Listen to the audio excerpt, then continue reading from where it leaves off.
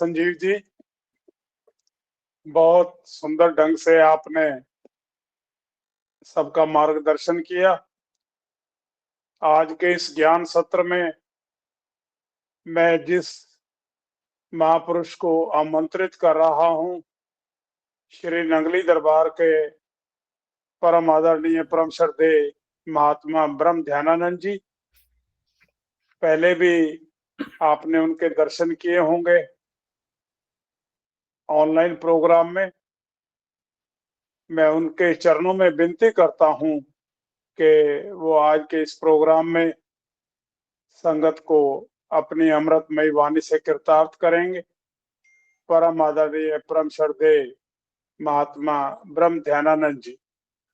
महात्मा जी, आप mic unmute कर लीजिए स्क्रीन से। हाँ जी। बोलो जयकारा बोल मेरे श्री गुरु महाराज की जय। बोल साचे दरबार की जय। गुरु ब्रह्मा गुरु विष्णु गुरुदेव महेश्वरा, गुरु साक्षात पार ब्रह्म तस्मै श्री गुरुदेव नमः। ब्रह्म प्रणाम प्रणाम गुरु, पुनि प्रणाम सब संत। करथ मंगलाचार्य नाशक विघ्न अनंत। करथ मंगलाचार्य नाशक विघ्न अनंत। बोलो जयकारा बोल मेरे श्री गुरु महाराज की जय। बोल साचे दरबार की जय। बोलो श्री नंगली निवासी भगवान की जय। बोलो दयालु परमहंस महाराज की जय। सभी प्रेमी अपने मन की चित्तवृत्तियों को एकाग्र करते हुए अपने मन मंदिर में श्री श्री 108 श्री सद्गुरु देव भगवान की छवि को बसाते हुए बड़े ही सुंदर स्वर में मीठी वाणी में अपने अपने घरों पर अपने अपने स्थान पर बैठे हुए बोलो जयकारा बोल मेरे श्री गुरु महाराज की जय। बोल साचे दरबार की जय। महापुरुषों के वचन में आता है, श्वास श्वास सिमरण कर वृथा श्वास न जाए, ना जाने अंत का कौन-सा श्वास हो जाए। संत महापुरुष अपनी वाणी में फरमाते हैं, ए जीव, ये श्वासों की जो पूंजी है बहुत ही मूल्यवान है। तुझे परम पिता परमात्मा ने जब इस धरती पर भेजा था तो भेजते वक्त तुझे इसलिए भेजा था कि तू हर श्वास श्वास में उस प्रभु को याद करेगा, उसका सिमरण करेगा। पर धरती पर आकर के इस बात को तू भूल बैठा है कि तू किस लिए आया था, क्योंकि तुझे इस संसार की माया ने इस तरह से जकड़ लिया है कि तुझे संसार ही याद रहता है। पर हम सब भाग्यशाली गुरुमुख हैं जो हमें श्री श्री 108 श्री सतगुरुदेव भगवान की चरण शरण मिली हुई है, और जिन्होंने अपने जीवन के अंदर इतना तप करके घोर तपस्या करके हमें वो सच्ची राह का विशाल एक केंद्र बनाकर जिसमें हमें बिठा दिया है कि जिसमें हम सब प्रेमी गोते लगा लगा के अपनी आत्मा का कल्याण कर सके, आत्मिक धन को इकट्ठा करके भक्ति के मार्ग पर हम आगे से आगे अग्रसर हो सके। हम सब सौभाग्यशाली हैं कि हमें ये अवसर मिला है कि हम गुरु महाराज जी के प्यारे बच्चों में कहला सकते हैं। गुरु महाराज जी ने हमें चुना है। इतनी लाखों करोड़ों की जनता में से सौभाग्यशाली रूहें हैं जो गुरु महाराज जी के दर पर पहुंची है। कोई सोचे कि इस जन्म का नाता है, तो इस जन्म का नाता नहीं है। ये नाता तो कहीं जन्मों से चल रहा है प्रभु के संग। जब जब प्रभु आए हैं हमें संग लेकर के आए हैं, भक्ति की राह पर चलाने के लिए, हमें प्रेम दर्शा करके अपने चरणों के संग लगाने के लिए। महापुरुषों ने ऐसा ये ध्यान शिविर आज जो हम जिसमें बैठे हैं, ये ध्यान ऐसा है, केंद्रित करने की सिर्फ बात है। जैसे एक शूट कहीं करने के समय जब शूटिंग करना होता है तो उसे ध्यान को अपना एक जगह पर ही लगाना होता है। किसी का एम हो, कोई मकसद हो, तब तक वो इस एम मकसद को नहीं पा सकता है जब तक कि वो ध्यान को नहीं लगाता है। ऐसे ही श्री गुरु महाराज जी के चरणों में भक्ति करने के लिए हमें भी अपने ध्यान को इस संसार से हटा कर के श्री गुरु महाराज जी के चरणों में एकाग्रित करना है, श्री गुरु महाराज जी के चरणों में लगाना है। जब हम श्री गुरु महाराज जी के चरणों में लगाएंगे तो हम भक्ति मार्ग में आगे से आगे बढ़ते चले जाएंगे। पानी को अगर ऐसे ही छोड़ दिया जाए तो उसका भाव कहीं भी जाता रहता है। अगर उसे ठंडक में रख दिया जाए तो वो ठंडा हो जाता है। उसको फ्रिज में रखकर बर्फ का आकार दे दिया जाए तो वो सिमट जाता है। महापुरुष कहते हैं ऐसे ही ध्यान की विधि है। जब जीव अपना सारा का सारा मन को समेट देता है और प्रभु चरणों में ध्यान लगा देता है, जैसे हम पानी को फ्रिज में रखते हैं ठंडा होता है, ऐसे ही सत्संग में आने से हमारा मन भी ठंडक पहुंचती है मन के अंदर। और जब वो बर्फ जम जाती है तो बर्फ क्या है, वो ध्यान है, वो एकाग्र हो जाता है। वो एकाग्रता में ऐसे इस तरह से आ जाता है जैसे कि हम ध्यान लगाते हैं तो हमारा श्री गुरु महाराज जी के चरणों में वो ध्यान बढ़ता है, बनता है। श्री गुरु महाराज जी ने हमें बहुत सहजे सहजे भक्ति करने के नियम बता दिए। अब अगर हम ना करें तो हमारी भूल है। और श्री गुरु महाराज जी अपने बच्चों को प्रेम देकर के भक्ति मार्ग में बहुत आगे से आगे बढ़ाते भी हैं। आप सब अपने अंदर अनुभव करो, जब आप श्री गुरु महाराज जी के चरणों में लगे तो आपको श्री गुरु महाराज जी ने किस तरह से प्रेम दिया, किस तरह से पक्का किया कि आप एक एक बच्चे के ऊपर ध्यान दिया श्री गुरु महाराज जी ने अपने, कि ये मेरे चरणों में आया है तो मेरा जिम्मा है इसकी संभाल करने का, मेरा जिम्मा है। ऐसे ही एक बार की कथा आती है गुरु गोबिंद सिंह जी की। गुरु गोबिंद सिंह जी पौंटा साहब में विराजमान थे। वहां पर पौंटा साहब के साथ गंगा नदी बहती है। गुरु गोबिंद सिंह जी को कविता सुनने का बहुत ही शौक था। आप सब जानते हैं कि ग्रंथों में लिखा है कि 52 कवियों को वो अपने साथ लेकर के सदा सदा चला करते थे। जब एक बार गंगा तट पर पौंटा साहब के वो बैठ करके कविताएं सुन रहे थे, तो जब उन्हें वापस जाना था तो नाविक जो गंगा में बैठकर कश्ती चलाते थे, वो लोग सब इंतजार किया करते थे कि मेरी नाव में आज गुरु गोबिंद सिंह जी चरण डालें, मेरी नाव में चरण डालें। जिसकी नाव में चरण डलेगा गुरु गोबिंद सिंह जी वो उसको व्यक्ति को निहाल कर देते थे।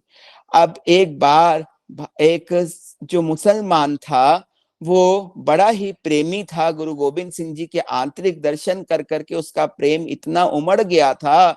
भाई सेधा जी उनका नाम पड़ा बाद में जाकर, उनके ऊपर गुरु गोबिंद सिंह जी की विशेष कृपा हुई थी।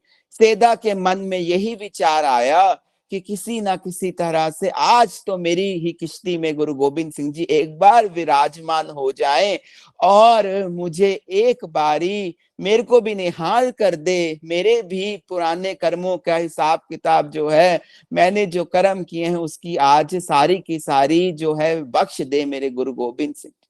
उनके मन में इतना विचार, इतना प्रेम सेधा जी के मन में उमड़ गया कि गुरु गोबिंद सिंह जी जब कविता सुनकर उठे तो जब किश्ती पर विराजमान होना था तो एक एक कर अलग अलग किश्तियों पर जब जा रहे थे तो भाई सेधा की तरफ जब नजर पड़ी तो भाई सेधा ने आंखों में आंसू भरकर शीश सिर नीचे झुकाते हुए चरणों में अर्पण करते हुए अपने मस्तक को बड़े अंतर ध्यान से, बड़े ही उनके मन में प्रेरणा लेते हुए भाई सेधा जी ने बोला कि आज तो प्रभु दास के ऊपर कृपा कर दो।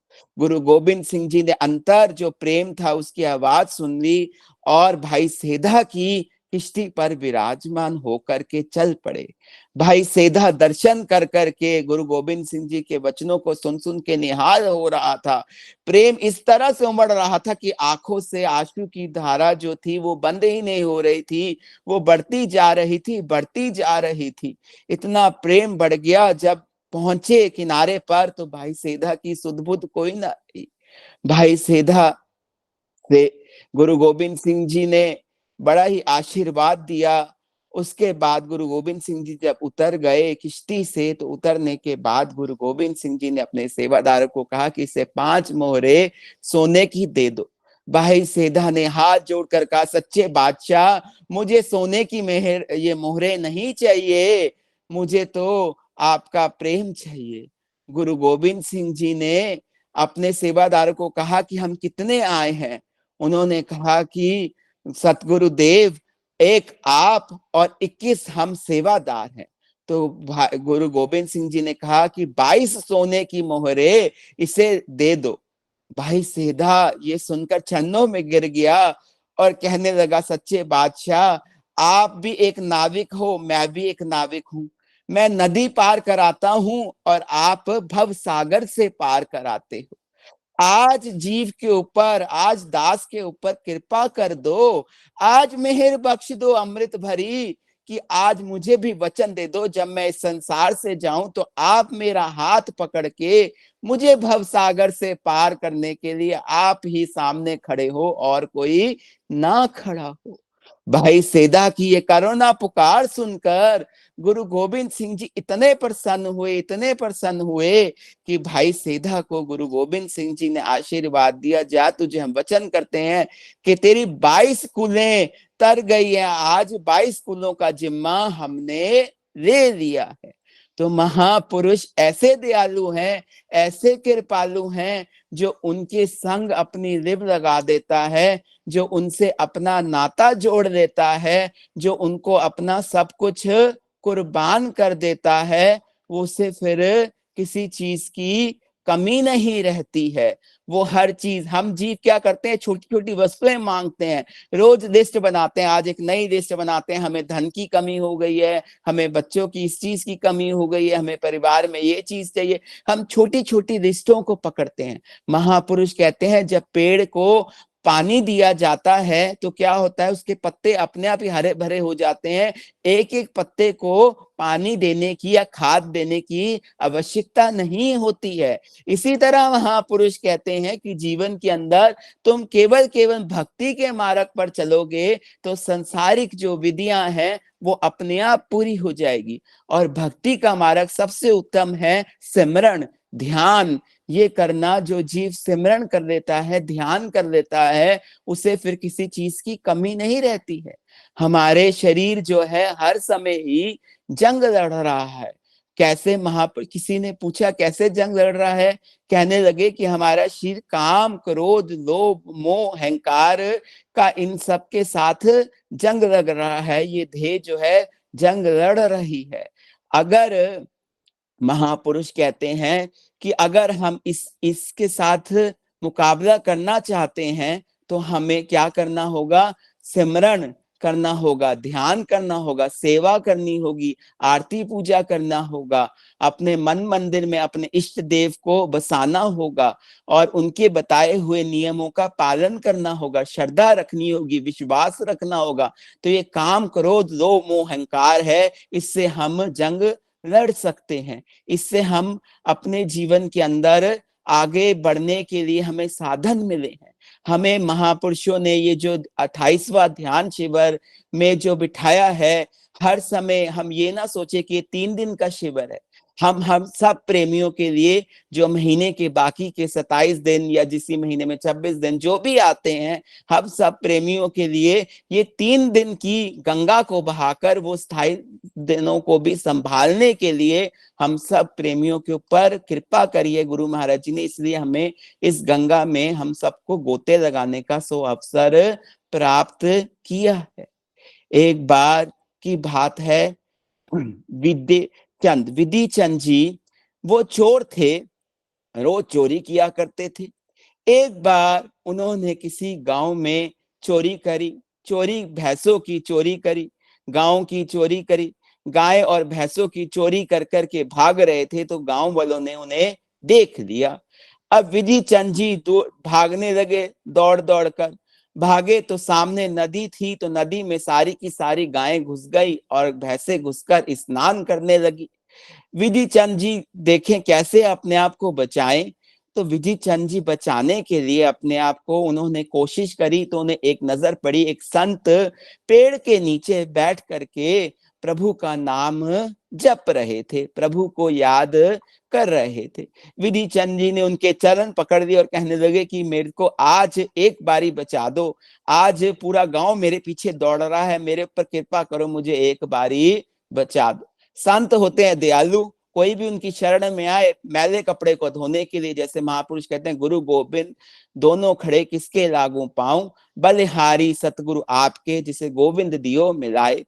तो संत तो भगवान से मिलाने वाले होते हैं। अब उन्होंने कृपा करी, विधि चंद जी को कहा कि भाई तू ऐसे कर, एक काम कर, तुझे चादर मैंने ओढ़ी हुई है, तू भी चादर को ओढ़कर बैठ जा, पर मैं जो कहूंगा वो मेरे साथ साथ करना शुरू करती हो। विधि चंद जी को कहा कि भाई चल अब तू नाम जपना शुरू कर दे मेरे साथ। जोर जोर से उन्होंने धुनी लगाई, वाहे गुरु जोर जोर से नाम की धुनी लगा दी। विधि चंद जी को भी देखो देखो कोई सहारा ना दिखे, फिर आखिरी में जब प्रभु का सहारा मिलता है तो जीव भी सब कुछ भूल जाता है। ऐसी सूरत चली कि सूरत चढ़ती चली गई। इतनी देर में गांव वाले सबके सब आ गए, गांव वाले वहां पर पहुंच गए। अब संतों को तो देखा था पहले से, संतों से पूछा भाई यहाँ पर कोई चोर आया है, हमारी गाय भैंसे चुरा कर देकर गया है। संतों ने इशारा किया, गांव भैंसे तो सामने नदी में है, नदी में जाकर गिन लो पूरी है। कहने लगे आपने चोर को देखा है? कहने लगे भाई एक मैं बैठा हूं, एक मेरा साथी बैठा है, तुम्हें कोई चोर दिखता है हम दोनों में से तो पकड़ के ले जाओ। संतों ने ना झूठ कहा ना सच कहा, संतों ने साफ कह दिया एक मैं एक मेरा साथी बैठा है, पकड़ के लेके जाना है तो ले जाओ। गांव वाले शर्मिंदा होकर कहने लगे भाई आप कैसी बात करते हो, आप तो प्रभु के प्यारे हो, आप तो प्रभु के प्रेमी हो, आपको कैसे हम सोच भी कैसे सकते हैं। गांव वाले अपनी गायों को लेकर के वापस लौट गए। उसके बाद में विधि चंद ने जब अपना चादर मुंह से उतारी तो कहने लगे भाई आपने तो आज मुझे बचा दिया, आपका लाख लाख शुक्र है। तो विधि चंद जी को संतों ने क्या कहा कि मैंने तुझे संसारिक चादर के अंदर, कपड़े की चादर के अंदर नहीं बिठाया था, मैंने तुझे वो नाम की चादर के अंदर बिठा दिया था जिससे जीव भवसागर से भी पार हो जाता है। जो चोर क्या तेरा हाथ लगा सकते हैं, जो नाम की चादर में बैठ जाता है यमदूत भी उसका कुछ भी बिगाड़ नहीं सकते हैं। तुझे तेरी चोरी को तुझे क्या पकड़ सकेंगे, यमदूत भी तेरा कुछ नहीं बिगाड़ सकेंगे। उन्होंने विधि चंद जी ने चरणों में गिरकर कहा कि आप भी मुझे मेरे अपने गुरु के दर्शन कराओ। गुरु हरगोबिंद साहब जी उस समय गद्दी पर विराजमान थे। गुरु हरगोबिंद सिंह जी के दर्शन करके वो विधि चंद जी जब पहुंचे तो गुरु गोबिंद सिंह जी के चरणों में कहा कि आपने मैले कपड़े को कैसे धोया है, आज मैंने जान लिया है। मेरे अवगुणों को आपने नहीं देखा, मुझे आपने बख्श दिया है, आपने मेरे ऊपर मेहर कर दी है, कृपा कर दी है। अगर मेरे इतने अवगुण देखते तो मैं बख्शनों के काबिल नहीं था, पर आपकी रहमत भरी नजर से मुझे तो कहां से कहां आपने पहुंचा दिया है। आपके एहसान नहीं भूलूंगा, दर की सेवा बख्श देना, जन्म जन्म तक सिमरन और सेवा करके भक्ति में लगा रहूंगा। गुरु महाराज जी ने क्या कहा कि सेवा भी करनी है और सिमरन भी करना है, दोनों नावों पर पार लगा देना। विधि चंद तुझे हम भरोसा देते हैं, तुझे हम बताते हैं कि तेरा कोई भी बाल बाका नहीं कर पाएगा, यहाँ भी तेरी संभाल होगी और आगे भी तेरी संभाल जरूर जरूर होगी। तो श्री गुरु महाराज जी ने भी हमें नाम की उसी दीक्षा उसी चादर में बिठाया हुआ है ना, पर अगर हम चादर ना ओढ़े नाम की तो हमारी भूल है ना। वो नाम की चादर इतनी सहजे सहजे है कि कहीं पर भी लेकर जा सकता है जीव, हर समय अपने साथ लेकर ढोल सकता है। महापुरुष कहते हैं ना कि सिमरन वो वस्तु है जो अंदर चल रही है, बाहर तू खोज रहा है, घट में बैठे तेरे वो राम तुझे दर्शन हर पल दे रहे हैं। जैसे किसी की चाबी खो जाए और चाबी घर में ही हो और बाहर जाके ढूंढे तो कितनी भूलता है उसकी। महापुरुष कहते हैं इसी की जो चाबी है, ऐसे ही तेरे घट में जो ताला लगा हुआ है, जब तू सिमरन रूपी चाबी से उसे खोलेगा तो वो खुल जाएगा और तुझे दीदार भी तेरे अपने गुरु महाराज जी के होते ही होते चले जाएंगे। ये प्रेम का सौदा है। इसमें जीव जितना जितना प्रेम करेगा उतना उतना प्रभु से और ही और करीब पहुंचता चला जाएगा। ये प्रेम का नाता है। एक बार इतने दयालु एक संत थे, वो उनका नाम था रामदेव। इतने दयालु थे, राजा के यहाँ पर नौकरी किया करते थे खजांची की। इतने दयालु थे, इतनी दयालुता थी कि कोई भी उनके पास कुछ भी मदद मांगने के लिए आए, धन के लिए निकाल कर दे देते थे। सोचते नहीं थे कि राजा क्या कहेगा, राजा क्या करेगा। धीरे धीरे उनकी महिमा फैलती चली गई, फैलती चली गई। हर तरफ उनकी महिमा इस तरह से फैली धीरे धीरे कि महिमा उनकी इतनी हो गई कि एक दूसरे को सब कहे, बताइए मत, तेरी बेटी की शादी है ना, जा रामदेव जी के पास जा, तेरे को धन दे देंगे, जा ले आ। तेरे को धन की जरूरत, मकान बनाना है, जा रामदेव जी के पास जा, धन ले आ। धीरे धीरे महिमा फैलती गई। उनका हृदय इतना कोमल था, जो भी आए उसे राजा के खजानों में से निकाल करके दे दे, सोचे ना राजा क्या करे। धीरे धीरे वजीर को पता चल गया कि ये तो सारा का सारा धन लुटाते जा। राजा तक बात पहुंच गई। राजा तक जब बात पहुंची तो राजा ने उस कहा, भाई बुलाओ रामदेव को बुलाया गया, पेशी दी गई। रामदेव से पूछा गया, भाई तू ऐसे क्यों कर रहा है, तूने खजाने के खजाने खाली कर दिए, आधे से ज्यादा खजाना खाली हो गया सुनने में आ रहा है। रामदेव जी ने क्या कहा कि प्रभु जो आदेश करते हैं वो ही कार्य करता हूं, मेरे बस की कोई बात नहीं है, सजा जो देनी है राजन वो सजा मुझे सुना। राजा ने कहा, भाई इनको हथकड़ियों से बांध दिया जाए, और सजा उस समय दी जाती थी कठोर सजा कि कल इन्हें फांसी दे दी जाए। उससे आखिरी, आप सब जाते, फांसी देने से पहले पूछा जाता है आखिरी इच्छा क्या है। उनसे पूछा गया, आपकी आखिरी इच्छा क्या है। उन्होंने आखिरी इच्छा अपनी बतानी चाहिए तो बोला कि एक बार विट्ठल को मैं मानता हूं, मुझे विट्ठल के एक बार दर्शन करा दे। हथकड़ियां बांधी हुई थी, हाथ पीछे थे। दर्शन कराने के लिए मंदिर में लेकर गए। दर्शन कराने के लिए मंदिर में लेकर गए तो भाई पूछा कि क्या दर्शन करके भगवान के चरणों में माथा टेका, तो भगवान से क्या कहते हैं, तुझे मंजूर है, तुझे मंजूर है तो मुझे भी मंजूर है। जब भगवान को ये विश्वास से कहा, भाई इतनी देर में तो राजा के महलों में भगवान प्रकट हो गए, भगवान पहुंच गए। भगवान राजा से जाकर क्या कहते हैं, राजा को जाकर कहते हैं, भाई तूने हमारे सेवक को, भाई हमारे प्रेमी को, भगवान कहते हैं हमारे प्रेमी को तूने पकड़ा हुआ है, भाई उसने तेरे खजाने में से जितना धन लिया हिसाब लिया, सारा का सारा धन हम तुझे देने को तैयार है। राजा ने सारी लिस्ट मंगवाई वजीर से। जब सारा धन, क्या उससे अधिक धन भगवान ने दे दिया। और भाई उसके बाद देकर के भगवान जब एकदम से अदृश्य हो गए, राजा ने पूछा आप कौन। कहने लगे हम रामदेव के सेवक हैं। भगवान क्या कहते हैं, हम रामदेव के सेवक हैं। अब राजा ने सोचा रामदेव तो बड़ा वो निकला, मुझे मेरे यहाँ पे नौकरी करता है और सेवक इतना सुंदर, इतना ऐसे रखा हुआ है, मैं तो देखकर नूर भगवान का देख करके राजा भी चौंक गया। राजा ने सारा हिसाब किताब जोड़ा और जब पहुंचा उनको उनके बताने के लिए कि आपने जितना भी धन दिया था, आपका सेवक आया था और सारा का सारा धन देकर चला गया है।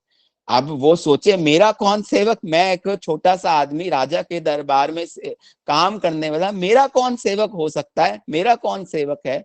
उन्होंने पूछा भाई कौन आए थे। कहने लगे नाम तो नहीं बताया था, पर इतना नूर था, इतना नूर था, भाई एक बार मेरी एक शर्त, तुझे मैंने हर कर्म से तुझे मुक्त कर दिया है, तेरा हिसाब किताब सारा खत्म हो गया है, पर मुझे एक बार उनके दर्शन करा दे, मुझे और कुछ नहीं चाहिए, एक बार मुझे उनसे मिला दे। राजा ने सोचा कोई व्यक्ति आया, कोई सेवक आया, एक बार मिला दे। राजा ने ये शब्द यूज किए। उन्होंने मन ही मन जान लिया कि कोई और नहीं था। रामदेव जी ने इस बात को जान लिया कि मेरे विट्ठल भगवान खुद स्वयं चल करके आए थे और प्रभु की इतनी मेहर थी कि उन्होंने ही ये सारा कार्य किया है।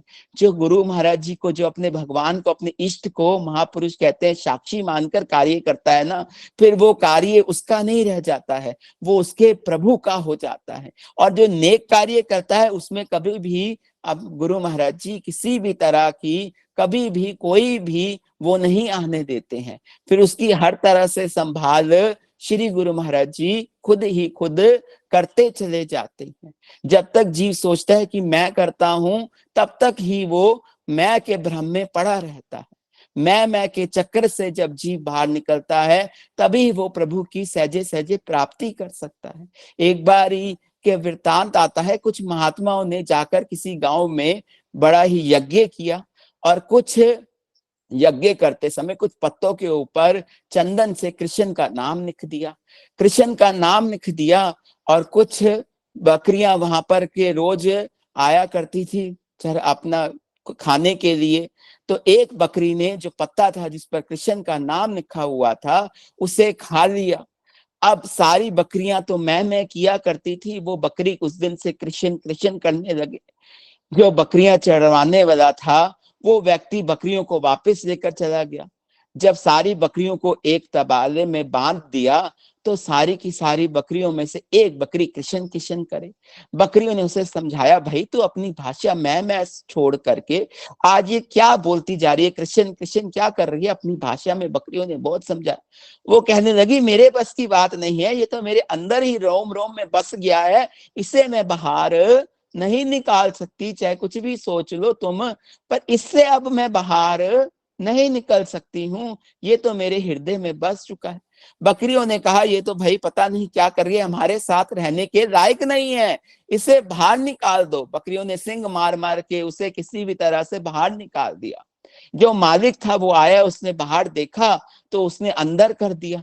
दोबारा जब सुबह आया तो फिर बकरियों ने देखा कि भाई ये तो अंदर आ गए। बकरियों ने रात भर में उसे तंग कर करके बाहर निकाल दिया।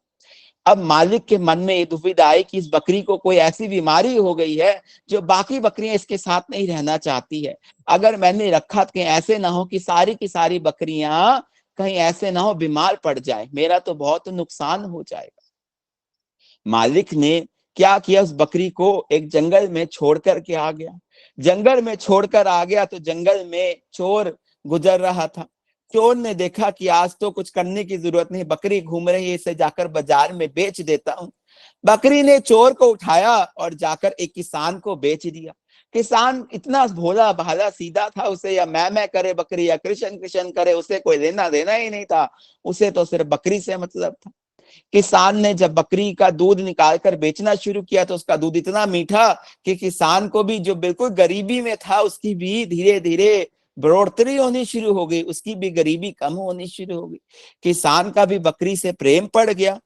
अब बकरी, एक बार क्या हुआ, नगर में राजा के कर्मचारी कुछ किसी काम से घूम रहे, उनको भूख लगी तो वो किसान के पास पहुंचे कि दूध पिला दे। किसान ने बकरी का दूध निकाल कर दिया तो राजा के कर्मचारियों ने जब दूध पिया तो दूध पीकर के हैरान हो गए कि इतना मीठा दूध कैसे हो सकता है, इतना मीठा दूध, आज तक हमने ऐसा दूध नहीं पिया। उन्होंने पूछा किसान से, भाई ये दूध इतना मीठा कैसे है? वो कहने लगे, बकरी अनोखी है, दुनिया की सारी बकरियां तो मैं करती है, ये केवल बकरी ऐसी है जो कृष्ण कृष्ण करती है, इसकी महिमा ही अलग है, ये हर समय कृष्ण कृष्ण ही करती रहती है। भाई राजा के कर्मचारियों को भी बड़ा अचंभा लगा। वो विचार किया उन्होंने मन में कि क्या बात है, इसके पास कैसी बकरी। एक बार ऐसे हुआ कि राजा की जो माता थी, राजमाता, उनकी स्वास्थ्य बहुत खराब हो गया। उनको वैद्यों को दिखाया गया, उस समय उनका काफी इलाज कराया गया, पर स्वास्थ्य ठीक नहीं हो रहा था। स्वास्थ्य ठीक ना होने के कारण उनको जो वैद्य था उसने भी कहा कि भाई ये तो प्रभु के सहारे है, राजन इनसे तो अब नाम जपवा, जो प्रभु की इच्छा है वो ही कबूल होगा, प्रभु को मंजूर होगा तो ठीक हो जाएगी, प्रभु को मंजूर होगा तो प्रभु के चरणों में वास हो जाएगा, इनसे नाम। राजा इतना काम में व्यस्त रहता था कि राजा के पास समय नहीं था नाम जपने का। कहाँ संसार में नाम जपने का समय, लोग सब कहते हैं नाम जपने का समय नहीं है। राजा के कर्मचारी भी इतने व्यस्त कि राजा की एक इशारे पर नाचते थे, उनके पास भी नाम जपवाने का। मंत्री ने जब वो ये दृष्टांत देखा हुआ था कि बकरी है, उसके मन में एकदम से आया कि एक बकरी देखी थी मैंने जो हर समय कृष्ण कृष्ण किया करती थी, कृष्ण की महिमा को गाया करती थी। उसके मन में जब ये विचार उत्पन्न हुआ कि कृष्ण को महिमा गाने वाली एक बकरी मैंने देखी थी, तो उसने राजा से बात करी, पर राजा को इस बात का विश्वास नहीं हुआ। राजा को लेकर के जब उस किसान के पास पहुंचा तो राजा ने किसान से कहा, भाई ये बकरी तो मैं लेना चाहता हूँ। किसान ने कहा, इसके आने से तो मेरी गरीबी दूर हुई है। राजा ने कहा, तू घबरा मत, तू चिंता मत कर, तुझे अपार धन दूंगा, तुझे गरीबी तेरी क्या, कहीं जन्मों की तेरी गरीबी दूर हो जाएगी, तू केवल बकरी मुझे दे दे। किसान ने उसकी आज्ञा मान ली, किसान ने बकरी को दे दिया। राजा ने राजमाता के पास लाकर बकरी को बांध दिया, बकरी की खूब सेवा भी करी राजा ने राजमाता को बकरी का दूध भी पिलाया। समय बीता, राजमाता बिल्कुल नाम भगवान का सुन सुनकर बकरी का दूध पी पी कर स्वस्थ हो गई, बिल्कुल खड़ी हो गई। महापुरुषों ने ये दृष्टांत बता करके हमें ये समझाया है कि एक बकरी ने जो कृष्ण का नाम जपा तो देखो कहां से कहां वो राजा के महलों में पहुंच गई। हम भी उस श्री गुरु महाराज जी का नाम जपेंगे तो क्या हम नहीं पहुंचेंगे? हम नहीं श्री गुरु महाराज जी के चरणों में पहुंचेंगे? हमें किस बात की चिंता है? उसको राज कहाँ पहुंचा दिया? राजमहल में। हमें भी तो इस संसार की हर जो वस्तुओं के पीछे हम भागते हैं वो सहजे सहजे हमें भी मिलेगी। हमारे लिए भी वो राजमहल, वो गुरु महाराज जी के चरण जो हैं, जो गुरु महाराज जी का दर है, वहां पर हमारा भी नाम लिखा जाएगा। अगर हम उस बकरी की तरह कृष्ण कृष्ण जैसे उसने जपा, वैसे ही हम गुरु महाराज जी का दिए हुए नाम को हर श्वास श्वास में जपें, अपना ध्यान श्री गुरु महाराज जी के चरणों में लगाएं, तो हमें भी सोचना नहीं पड़ेगा, हमें भी सहजे सहजे श्री गुरु महाराज जी की प्राप्ति होती ही होती चली जाएगी। हमें भी श्री गुरु महाराज जी के प्रेम में डूबना है, तो हम भी जिन चीजों को पाना चाहते हैं वो चीजें हमारे से दूर नहीं, बहुत पास होती चली जाएंगी। पर हमें डूबने के लिए हम देखो, पहले बकरी को क्या हुआ? अलग होना पड़ा। जब हमें संसार से अलग होना पड़ता है भक्ति मार्ग में तो हम चिल्लाते हैं, हमारे वो रिश्ता टूट गया, हमारा ऐसा हो गया, हमारा वैसा। वो श्री गुरु महाराज जी की मेहर होती है। जब तक आप संसार में रमे रहोगे तो श्री गुरु महाराज जी को कब तक आप पा नहीं सकोगे। आपको श्री गुरु महाराज जी संसार से हटाने के लिए, आपके संसार से जो तार जुड़ी हुई है उस तार का कनेक्शन हटाने के लिए, अपने चरणों के साथ कनेक्शन जोड़ने के लिए आपको श्री गुरु महाराज जी लीला रचते हैं। हम लीला को समझ नहीं पाते हैं। हम कहते हैं फलाना हमारा था, बड़ा प्रेमी था, हमारे साथ बड़ा प्रेम था, उसके साथ हमारा रिश्ता टूट गया, हमसे पता नहीं क्या भूल हो गई। नहीं, वो प्रेम की तारें ही तो श्री गुरु महाराज जी तोड़ते हैं और अपने चरणों के साथ लगाते हैं। एक बारी भगवान नारद जी के साथ आए थे पृथ्वी लोक पे। नारद जी ने कहा कि भगवान आपकी तो सब महिमा गाते हैं कि आप बड़े दयालु हो, वो हो कृपालु हो, आपकी महिमा गाते हैं पृथ्वी लोक पर, आप मेरे साथ चलो। भगवान एक बार पृथ्वी लोक पर आए थे ना, तो भगवान आए तो भगवान एक सबसे पहले भगवान ने भेष बनाया एक फकीर का भेष बना करके भगवान कहाँ पहुंचे? एक सेठ के दर पर पहुंचे। सेठ के पास पहुंचे तो सेठ से मांगा भगवान ने कुछ। तो सेठ ने क्या कहा कि क्या सुबह सुबह आ गए हो? सुबह सुबह कोई और काम नहीं है, ये मांगने आ गए हो सुबह सुबह? सेठ ने बहुत दुत्कारा। भगवान ने उसकी दुत्कार सुनी। नारद मुनि ने सोचा कि आज तो भगवान इसे शराब देंगे। भगवान ने क्या कहा बाहर निकलते हुए, भाई सेठ का धन धान्य बहुत बड़े, फलीभूत हो, बहुत फैक्ट्रियां चले, कारोबार चले। नारद मुनि सुनने कहने लगे भगवान बात, सोने लगे। नारद मुनि ने मन में सोचा कि भगवान तो दयालु है, दयालुता करते हैं, भगवान का स्वभाव है, जैसा मर्जी भगवान से कोई कुछ कहे। भगवान उसके बाद एक ऐसी के पास पहुंचे जो बहुत ही बुजुर्ग थी, जिसके पास कुछ भी नहीं था, उसके दर पर पहुंचे। उससे भगवान ने भिक्षा मांगी। उसके पास एक गाय थी, गाय का दूध निकालकर भगवान को बड़े प्रेम से पिलाया, भगवान की बड़ी सेवा करी। जो दक्षिणा बनी दे पाना चाहती थी, झोपड़ी थी, दक्षिणा लाई, भगवान के चरणों में अर्पण करी, भगवान को सब कुछ दिया। भगवान को सब कुछ दे करके उसके बाद में भगवान ने जब वापस जाने लगे भगवान, तो भगवान बाहर जाकर क्या आशीर्वाद देते हैं कि इसकी जो गाय है उसकी मृत्यु हो जाए। अब नारद मुनि जी के मन में तो बड़ा ही फुरना उठा कि भगवान जिसने कुछ ना किया उसे तो इतना बेहंत सब कुछ देकर निहाल करके आए, जिसने इतनी सेवा करी उससे कहते गाय थी उसके पास प्रिय, उससे कहते उसकी मृत्यु हो जाए। भगवान कहते हैं नारद मुनि से, भाई एक बात बताता हूं तुझे, इस माता का समय पूरा हो चुका है, इस माता ने अब जाना है, पर इसकी सूरत जो है ना अभी गाय के साथ जुड़ी हुई है कि मेरे बाद जाने से मेरे पीछे इस गाय का कौन संभाल करेगा। मैं चाहता हूं कि इसकी सुरती वहां से भी इसके जीते जी खत्म हो जाए और पूर्ण तरह से मेरे चरणों में लग जाए और मेरी होकर ही मेरे धाम में सीधा सीधा पहुंचे। वो सेठ तो पहुंच नहीं सकता है, वो विषय विकारों में पड़ा है और वो पड़ा ही रहेगा, पर माता पूर्णता से मुझे याद करती है, मेरा नाम जपती है, मेरा ध्यान करती है, मेरा सुमरण करती है, तो मैं उसे यूं खाली नहीं जाने दूंगा, उसे अपने ही चरणों में वास दूंगा। तो इसी तरह से हम संसारिक नातों के पीछे ना भागे, संसार में कभी ज्यादा कम हो जाए तो हम तब भी प्रभु का शुक्र शुक्र करके मन को समझा करके गुरु भक्ति में और दृढ़ता से और विश्वास से और प्रेम से आगे अग्रसर हो और गुरु महाराज जी के चरणों में और रिव लगाएं। अपना दृढ़ता से गुरु महाराज जी के साथ हम अपनी रिव को जोड़े। जब अपनी रिव हम जोड़ेंगे तो हम प्रभु से दूर नहीं, प्रभु से बहुत ही करीब करीब पहुंचते ही पहुंचते चले जाएंगे। एक बार की बात है कि मेरठ में ही कुछ समय पहले, बहुत समय पहले श्री सत्संग हो रहा था श्री गुरु महाराज जी का। वहां पर सत्संग हो रहा था, आरती पूजा श्री गुरु महाराज जी की हो रही थी। तो एक 90 साल की बुजुर्ग माता लाठी पकड़कर धीरे धीरे सत्संग में पहुंची। उन्होंने धीरे धीरे सत्संग में पहुंची तो सत्संग में पहुंच करके बहुत ही आंसू बहाकर श्री गुरु महाराज जी के स्वरूप को देख करके, श्री गुरु महाराज जी को विराजमान देख करके आंसू बहा बहा के रोने लगी, आंसू बहाकर रोने लगी। सत्संग की प्राप्ति हुई, खत्म हुई, समाप्ति हुई सत्संग की। समाप्ति के बाद सत्संग की महात्मा जी ने पूछा, उन जो घर में जिन्होंने सत्संग कराया था, माता जी को जानते हो? उन्होंने कहा कि हम इस माता जी को तो नहीं जानते हैं। तो माता जी से महात्मा जी ने पूछा कि आपका कैसे आना हुआ? कहने लगी मैं यहाँ से दूर पर रहती हूँ, पर आज जब मैंने सत्संग की, गुरु महाराज जी की आरती की आवाज सुनी तो मेरे से रहा नहीं गया। मैं यहाँ पर धीरे धीरे चलकर यहाँ पर पहुंची। जब पहुंची तो आरती समाप्त हो चुकी थी। उसके बाद उन्होंने पूछा कि आपके रहबर कौन है? उन्होंने कहा कि परमहंस दीनदयाल जी, दादा गुरुदेव जी मेरे रहबर थे। और उन्होंने कहा, माता जी क्या कहने लगी कि गुरु महाराज जी मेरे गुरु भाई हैं।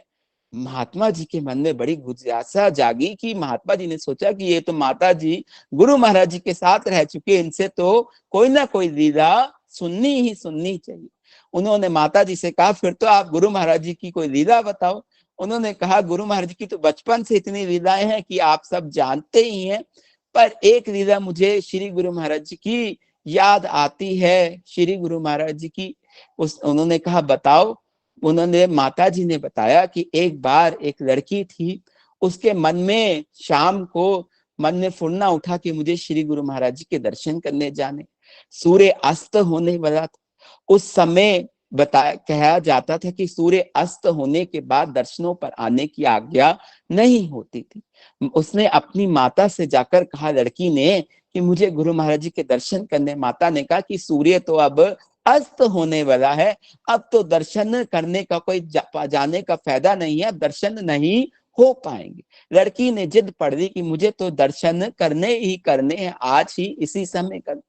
लड़की ने बाहर निकली। जब माता ने उसकी जिद ना मानी, लड़की बाहर जा रही थी, माता भी पीछे पीछे चल पड़ी। लड़की जब रास्ते में चल रही थी तो सूर्य अपनी गति पर अस्त होने लगा। एकदम से लड़की ने उंगली उठाकर कहा, हे सूर्य देवता, आपसे आज मैं प्रार्थना करती हूँ कि आज जब तक मैं अपने गुरु के दर्शन ना कर लूं, अपने गुरु महाराज जी के दर्शन ना कर लूं, आप आज अस्त मत होना, आप आज नीचे आप मत अस्त होना, मैं आपसे हाथ जोड़कर विनती करती। अब लड़की श्री गुरु महाराज जी के दर्शन करने के लिए पहुंची। श्री गुरु महाराज जी के दर्शन किए, श्री गुरु महाराज जी का आशीर्वाद प्राप्त किया, श्री गुरु महाराज से प्रसाद ग्रहण किया।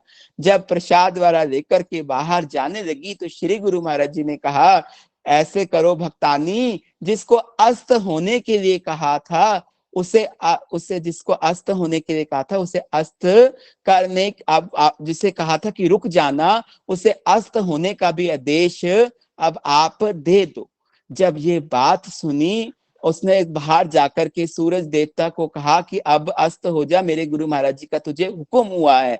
तो कहते हैं कि इतना समय बीत चुका था कि सूरज उस समय तक कभी भी उगता नहीं था, पर उसी समय जैसे आदेश दिया वैसे ही वो अस्त हो गया।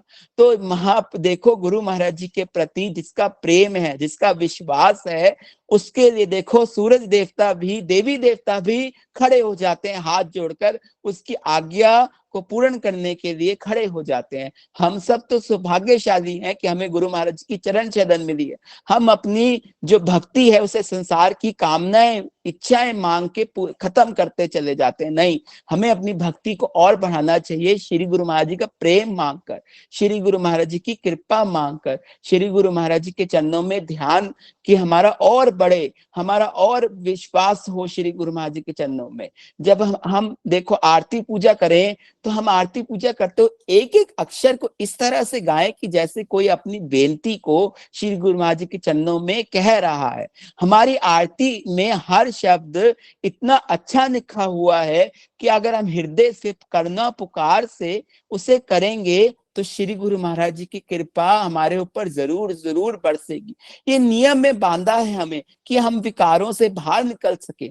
हमें भजन पे बैठने को श्री गुरु महाराज जी क्यों कहते हैं? इसलिए कहते हैं कि हमारे ऊपर माया का इतना प्रभाव है कि वो माया का प्रभाव हट सके।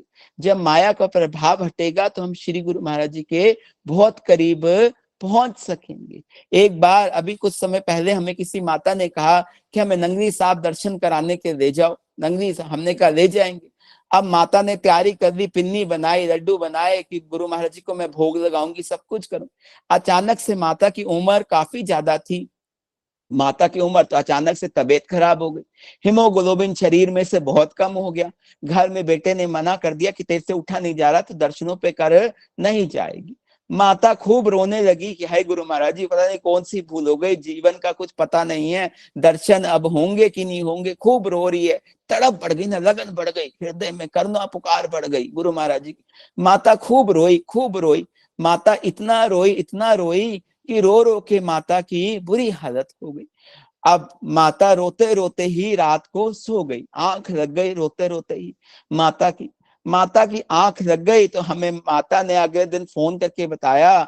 माता क्या कहती है कि कल रात को तो गुरु महाराज जी आधे घंटे के लिए मेरे पास आए और गुरु महाराज जी ने इतने अच्छे महात्मा जी मुझे दर्शन दिए, मैं आपको क्या बताऊं।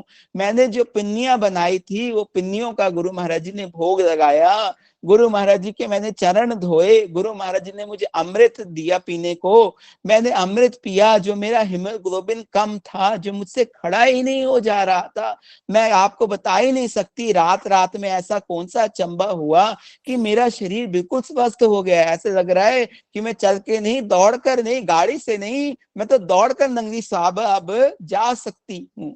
श्री गुरु महाराज जी ने मुझे रात को जब मैं रो रही थी, माता कहने लगी, मुझे आशीर्वाद दिया कि अभी तो तूने दर्शन करने आना है, तूने सेवा करनी है, रोंदी क्यों पई है, असी तेरे नाल है, तेरा प्रेम इन्ना है, असी प्रेम देखकर रुक नहीं पाए, तेरे कोल आकर बैठ गए, रज रज के सादर वितार कर दे।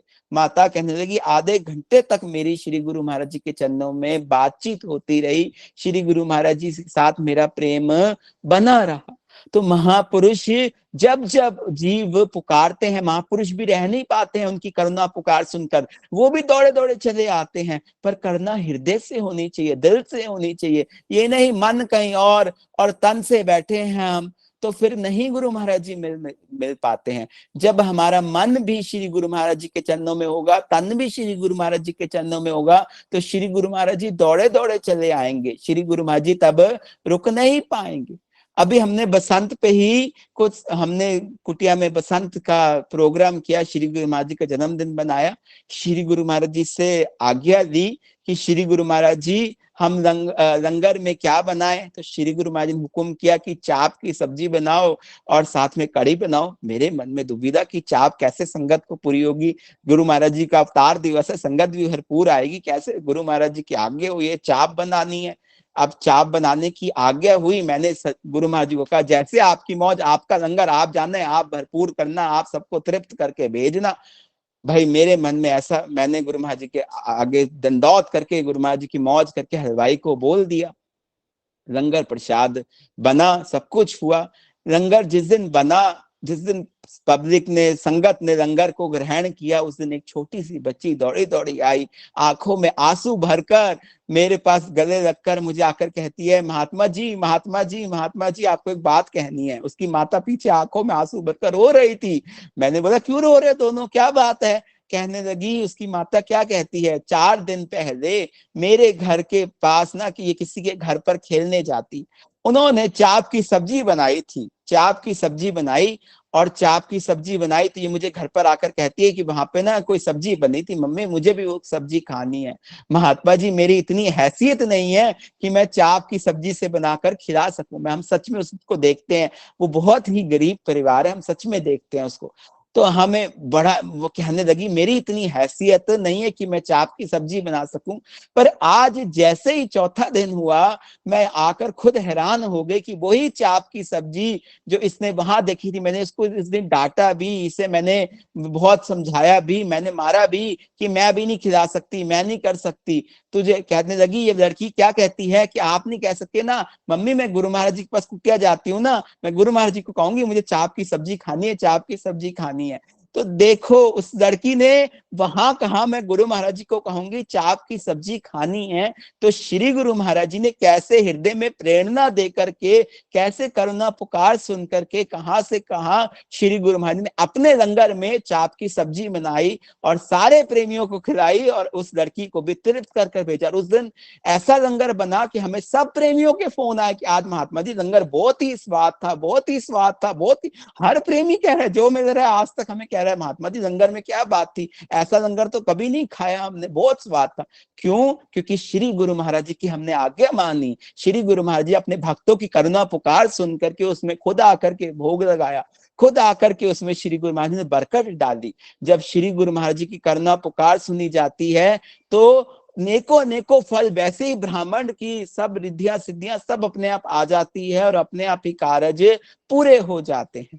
हमारे साथ उस दिन बहुत लीला हुई। हमारे साथ किसी भक्तानी ने कुटिया में आते हुए, उनके भगत जी ठीक नहीं है, उन्होंने कुटिया में आते हुए रास्ते में श्री गुरु महाराज जी को बेनती करी कि स्वामी जी, मैं गुरु महाराज जी, मैं सत्संग में जा तो रही हूँ, सब घर में बीमार है, आज लंगर प्रसाद मैं बीच में से उठकर आ जाऊंगी, लंगर प्रसाद ना भी मिले, केले का प्रसाद मिल जाए, महात्मा जी को भी कुछ नहीं कहूंगी, बीच में से कहना अच्छी बात नहीं है, घर जल्दी पहुंचना है, तो मैं केले का प्रसाद ही लेकर के आ जाऊंगी आज। और किसी चीज की अगर मुझे इतनी बस कृपा करना कि मुझे आज केले का प्रसाद ही दे देना। अब भक्तानी आई, भक्तानी आकर कुछ ही देर बैठी, बैठ करके उसने थोड़ा सा भजन भी बोला और बोल करके वो अपने घर को चली गई। इतनी अपार लीला चली गई, हमें भी ध्यान नहीं रहा, हमें भी ध्यान नहीं रहा उस दिन। उस दिन उसके बाद में क्या हुआ कि अगले दिन हम ऐसे ही बैठे थे, मेरे साथ एक सेवादार हैं, उन्होंने मुझे कहा कि महात्मा जी उस भक्तानी से फोन करके पूछो वो लंगर लेकर गई थी, वो तो बाद में दिखी भी नहीं। मैंने फोन कर पूछा, बहन जी आप जैसे दर्शन मैंने करी, मैंने कहा बहन जी आप लंगर लेकर गए थे? आपने, कहने लगी महात्मा जी आपको मैं क्या लीला बताऊं, मैंने श्री गुरु महाराज जी को कहा आते हुए कि मुझे श्री गुरु महाराज जी केले का प्रसाद ही आज देना, आज मुझे घर में सब बीमार है, जल्दी भी आना है, महात्मा जी को कहना भी अच्छा नहीं लगता है, तो मुझे, मैं क्या बताऊं, मैं बैठी और थोड़ी देर में ही मैं सेवादार ने मेरे केले, जैसे कोई ना कोई हमें कुटिया में जो जो फल आता है, प्रसाद आता है, तो हम क्या करते हैं उसी समय बांट देते हैं, उसी समय लुटा देते हैं, गुरु महाराज जी का प्रसाद रखते नहीं है कि सब संगत में बढ़ जाए। तो उसी समय केले का प्रसाद ही मेरी झोली में आया, मेरी झोली में और कुछ नहीं आया। जो मैं घर से मांग कर आई थी वही मांग मेरे श्री गुरु महाराज जी ने पूरी करी और मुझे भरपूर कर दिया। मुझे ऐसे लगा कि कहीं लंगरों से बढ़कर के आज मुझे वो मिला जो मैंने मांग करी थी। देखो श्री गुरु महाराज जी के चरणों में जो जो जीव छोटी छोटी मांग भी लेकर आता है, उसकी छोटी छोटी मांग भी गुरु महाराज जी पूरी करते हैं। हमारी मांग क्यों नहीं श्री गुरु महाराज जी पूरी करेंगे? हमें भक्ति की मांग लगानी चाहिए, हमें भक्ति से गुरु महाराज जी के चरणों में प्रेम मांगना चाहिए कि श्री गुरु महाराज जी आपका प्रेम हमें मिलता रहे, हम आपके चरणों में सदा सदा झुके रहें, बस आप हमें भूलना मत, आप हमसे कभी दूर मत होना। इस तरह का आंतरिक विश्वास होना चाहिए। चाहे हमें जग रूठे तो रूठे, पर गुरु ना रूठे, गुरु की चरण मिले तो सब कुछ मिल गया है। हमें तो श्री गुरु महाराज जी मिल गए हैं, हमें श्री गुरु महाराज जी की अपार कृपा मिल गई है। जीव हर कार्य में करे भी और डरे भी। जीव करते हुए ये ना सोचे कि मैं कर रहा हूं तो मैं कर रहा हूं, मैं बहुत बड़ा हूं, मैं कुछ नहीं कर सकता। जैसे वो बकरी ने मैं छोड़ी तो कृष्ण कृष्ण बोलना शुरू किया तो राजाओं के महल में पहुंच गया। ऐसे ही हम श्री गुरु महाराज जी को कहे जो कर रहे हो आप कर रहे हो, हमारे बस की कुछ भी नहीं है, हम कुछ भी नहीं कर सकते हैं। एक बार हमारी कुटिया में एक भगत जी आते हैं, उनके गले में कुछ प्रॉब्लम हो गई, उनके गले में कुछ प्रॉब्लम हो गई तो वो ना 2 बारी ऑपरेशन करा चुके थे। 2 बारी ऑपरेशन कराने लगे, तीसरी बार वेदांता में हॉस्पिटल में, गुड़गांव में वेदांता हॉस्पिटल है, वहां पर जाकर डिस्कस करके आए कि ऑपरेशन करना है। डॉक्टरों ने कहा ऑपरेशन कर देंगे, आपका पहले 2 बारी ऐसे हुआ, इस बार लेजर से करेंगे, पर अब तीसरी बार फिर ऑपरेशन करेंगे, पर हम गारंटी नहीं देते, दोबारा भी हो सकता है। वो भगत जी और उनकी माता जी खड़ी थे, शाम को हमें कहने लगे, माता जी कहने लगी दोबारा ऑपरेशन कराने जा रहे हैं, महात्मा जी इसको समझाओ कि रुक जाए, ऑपरेशन ना कराए। माता जी परेशान थी। हमने गुरु महाराज जी की तरफ ऐसे देखा और गुरु महाराज जी को सजदा किया। गुरु महाराज जी ने अंतर हृदय से आवाज दी कि ने कहा स्वरूप दर्शन पढ़े, 6 महीने तक लगातार 11 दिन में स्वरूप दर्शन का पाठ पूरा करें। आप मानोगे, मैंने उनको कह दिया कि आप स्वरूप दर्शन का पाठ पूरा करो, गुरु महाराज जी के चरणों में गुरु महाराज जी ने आज्ञा दी है, आप कर तो देखो। आप मानोगे, उन्होंने स्वरूप दर्शन का पाठ किया। उनको पटेल नगर में उनका ऑफिस है, पटेल नगर में ऑफिस, उनको कोई मिला आकर के कहने लगा कि यहाँ पर ही कोई वैद्य है, इससे वैद्य से एक बार दवाई लेकर तो देख, तेरे गले की आवाज ठीक हो जाएगी।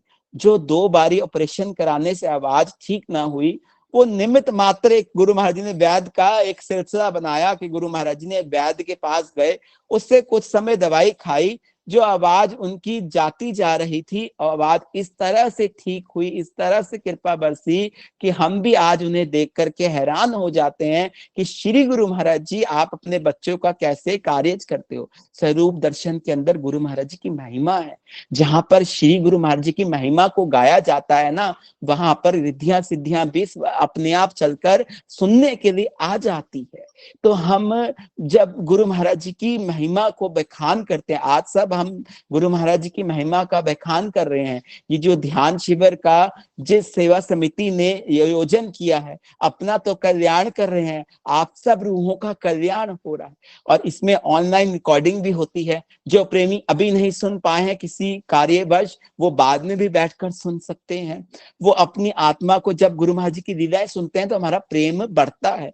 हम संसार में भी किसी की चर्चा किसी से करते हैं ना, तो हमारा प्रेम अपने आप ही और आगे से आगे और बढ़ता ही बढ़ता चला जाता है। हमारा प्रेम कम नहीं होता है, हमारा प्रेम और उज्जवल, और प्रेम की हम गंगा में और ज्यादा से ज्यादा गोते लगाते चले जाते हैं। ये है, महापुरुषों ने कहा ना, प्रेम प्रेम सब कोई कहे, प्रेम न चितवे होए।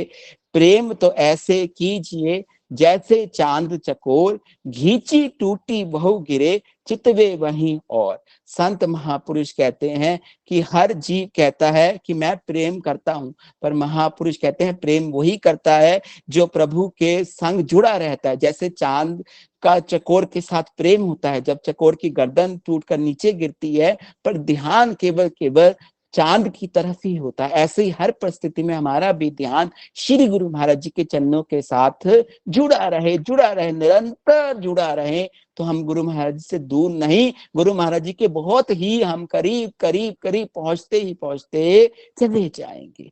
एक बार एक राजा था, वो बहुत ही सुंदर था, उसे बहुत सुंदरता पे अपना नाज था। राजा की जब सवारी निकलती थी तो सब लोग बाहर देखने के लिए लाइन लगाकर खड़े हो जाया करते थे।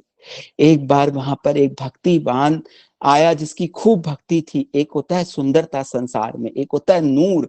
उस भक्तिवान जो था उसका इतना नूर था, उसका नूर इतना था। साहिब प्रितपाल सिंह जी अपनी बायोग्राफी में ये कहानी लिखते हैं। ये साहिब प्रितपाल सिंह जी पहले जो थे ये मुसलमान थे। भगवान की इतनी कृपा हुई कि बाद में इन्होंने अमृत भी चखा, इनके अंदर इतना प्रेम जागृत हुआ।